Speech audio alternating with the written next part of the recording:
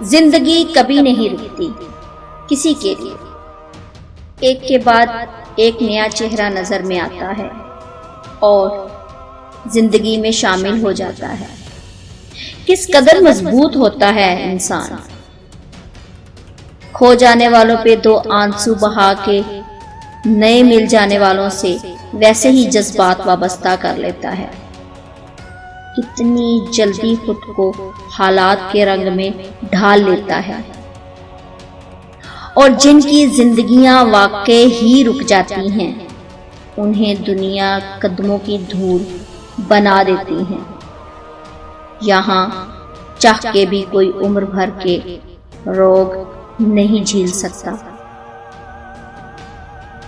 जिंदगी कभी नहीं रुकती किसी के लिए, हाँ किसी के लिए भी।